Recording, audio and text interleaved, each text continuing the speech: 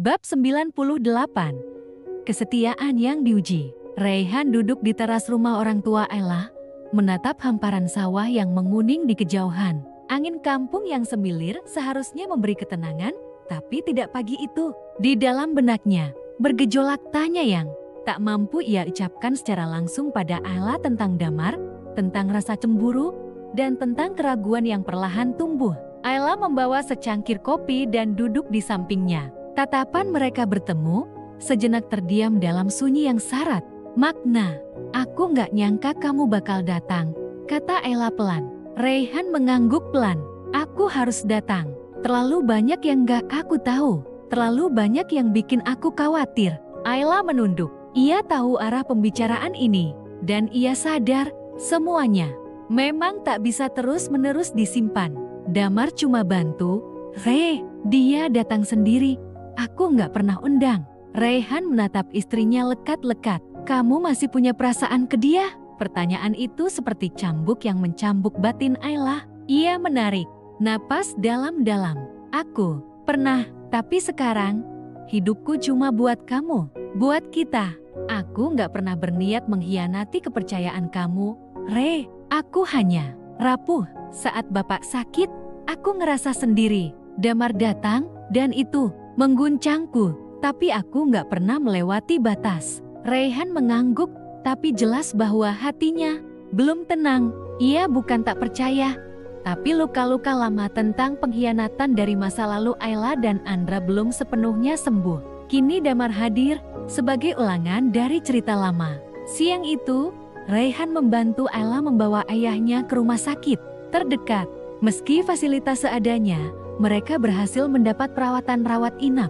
Di sela perjalanan pulang, Raihan menggenggam tangan Ayla lebih erat dari biasanya. "Kalau kita kembali ke kota, kamu mau ikut atau kamu masih mau di sini?" Ayla menoleh. "Aku pengen jagain bapak sampai keadaannya membaik. Tapi kalau kamu minta aku pulang sekarang juga, aku ikut." Raihan tersenyum tipis. "Aku nggak mau kamu merasa ditarik paksa, tapi aku juga butuh tahu kalau kamu memilih aku. Gak hanya sebagai suamimu, tapi sebagai orang yang kamu percayai penuh." Malamnya, Ayla kembali berdialog dengan dirinya sendiri. Ia duduk di kamar lamanya, membaca kembali buku harian lama yang penuh dengan kenangan tentang masa lalunya bersama Damar. Beberapa halaman bahkan berisi coretan dan puisi tentang cinta pertama yang tak sempat tumbuh sempurna. Namun halaman terakhir justru mencerminkan siapa dirinya sekarang. Sebuah foto kecil Raihan terselip di antara lembar-lembar usang itu, foto saat mereka tertawa dalam perjalanan bulan madu. Di bawah foto itu, Allah pernah menulis, "Bersamamu, aku memilih untuk percaya." Lagi, air mata jatuh tanpa diminta. Ia menutup buku harian itu dan memeluknya erat, seolah ingin mengubur masa lalu yang sudah terlalu lama menghantui. Sementara itu, Damar duduk sendirian di warung kopi dekat lapangan desa. Seorang sahabat lamanya, Ardi, menghampiri dan menyapanya. "Mar, kamu yakin masih harus dekat sama Allah? Orang-orang udah mulai ngomong macam-macam." Damar menghela napas. "Aku cuma bantu. Tapi iya, mungkin aku salah langkah. Perasaan lama ternyata belum mati sepenuhnya. Tapi dia udah punya suami, dan aku nggak mau jadi orang yang merusak." Ardi menepuk bahunya. "Kalau kamu tahu batasnya, kamu tahu harus mundur." Damar menatap langit yang mulai berwarna jingga. "Besok aku balik ke kota. Udah cukup, Ayla udah punya jalannya sendiri." Pagi harinya, Ayla mengantar ayahnya ke ruang perawatan lalu kembali ke rumah untuk menyiapkan keperluan lainnya. Di halaman, ia melihat Raihan sedang berbicara dengan ibunya. Sesuatu dalam pandangan itu membuat Ayla merasa hangat. Raihan tampak mulai akrab dengan keluarganya, sesuatu yang dulu sempat Ayla ragukan bisa terjadi. Hubungan mereka pelan-pelan membaik. Saat Damar datang untuk berpamitan, suasana menjadi sunyi. Ia berdiri di depan gerbang, hanya membawa satu tas kecil. "Ayla, aku pamit. Makasih udah izinin aku bantu. Dan maaf kalau kehadiranku malah bikin kamu susah." Ayla mengangguk, tak bisa berkata apa-apa.